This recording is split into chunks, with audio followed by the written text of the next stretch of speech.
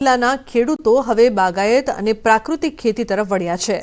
હાલ અહીંના ખેડૂતોએ સ્ટ્રોબેરીનું વાવેતર કર્યું છે, પરંતુ માર્કેટયાર્ડ ન હોવાથી ખેડૂતોને સ્ટ્રોબેરી સામાન્ય ભાવથી સ્થાનિક કક્ષાએ જ વેચવી પડે છે। પંચમહાલના ખેડૂતો વર્ષોથી મકાઈ, તુવેર, ઘઉં જેવા પાકનું વાવેતર કરતા હતા, પરંતુ પશુઓના ત્રાસથી તેમને પાકમાં નુકસાન જતું હતું। ત્યારે છેલ્લા 3 વર્ષથી તેઓ હવે સ્ટ્રોબેરી સહિતના બાગાયતી પાક તરફ વળ્યા છે, પરંતુ ખેડૂતોનું કહેવું છે કે તેમને પોષણક્ષમ ભાવ નથી મળી રહ્યા।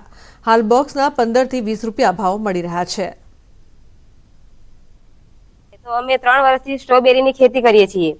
સ્ટ્રોબેરીની ખેતી કરીએ તો અમને એટલી બધી મહેનત કરવા પડે છે કે બહુ મહેનત કરીએ છીએ। જ્યારે સ્ટ્રોબેરી થાય અને પાકી થાય અને અમે બજારમાં વેચાણ કરવા જઈએ તો અમને એનો ભાવ મળતો નથી। એક બોક્સ 10 થી 20 રૂપિયામાં પડે છે। સ્ટ્રોબેરી એમાં મુશ્કેલી સ્ટ્રોબેરી વેચવાની થોડીક પડે છે।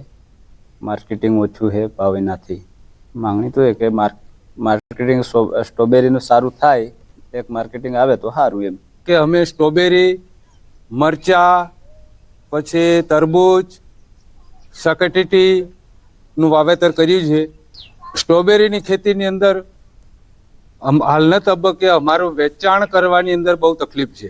જગતનો તાત પગભેર થવા માટે અનેક પ્રયાસો કરી રહ્યો છે અને વિવિધ ખેત પદ્ધતિ થકી બદલાવ લાવવાનો પ્રયાસ કરી રહ્યો છે, પરંતુ ક્યાંક ને ક્યાંક જગતના તાતને કુદરતી વાતાવરણ તો ક્યાંક પોષણક્ષમ ભાવ નહીં મળતા જગતનો તાત દિન પ્રતિદિન જાણે મજબૂર બની રહ્યો હોય એવા પ્રકારની સ્થિતિ જોવા મળી રહી છે। હું આપને સીધા દ્રશ્યો બતાવીશ।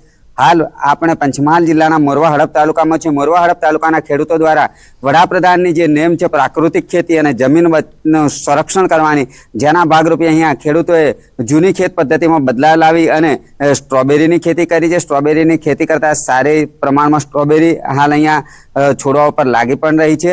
સાથે સાથે પ્રાકૃતિક ખેતી હોવાથી સ્ટ્રોબેરીની જે ઉપજ છે તે પણ સારી થઈ રહી છે, પરંતુ સ્ટ્રોબેરીની ખેતીમાં ખેડૂતોને અહીંયા પોષણક્ષમ ભાવ નહીં મળવાના કારણે ખેડૂતોને જે મહેનત છે તે હાલ માથે પડી રહી હોય એ પ્રકારની જે પરિસ્થિતિ છે તે જોવા મળી રહી છે। ખેડૂતો અહીંના માગણી કરી રહ્યા છે કે સરકાર દ્વારા આ વિસ્તારમાં જો ફળ ફળાદી અને ફૂલની ખરીદી છે તેના માટે માર્કેટ ઊભું કરવામાં આવે તો ખેડૂતોને પોષણક્ષમ ભાવ મળી રહે અને ખેડૂતો જે જૂની ખેત પદ્ધતિ છે તેમાંથી બદલાવ લાવી શકે અને બદલાવ લાવવા સાથે સાથે તેઓનું જીવન ધોરણ પણ ઊંચું આવી શકે એમ છે।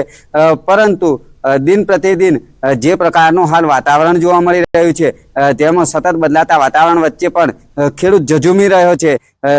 મકાઈ, તુવર, ઘઉંની જે ખેતી હતી માત્ર ચોમાસાના નિર્ભર પર જે પંચમહાલ જિલ્લાના ખેડૂતો ખેતી કરતા હતા તેમાં હાલ જંગલી ભૂંડ છે તેનો ત્રાસ દિન પ્રતિદિન વધી રહ્યો છે અને ત્રાસ વધતા જ ખેડૂતો હવે નવી ખેતી કરી રહ્યા છે, પરંતુ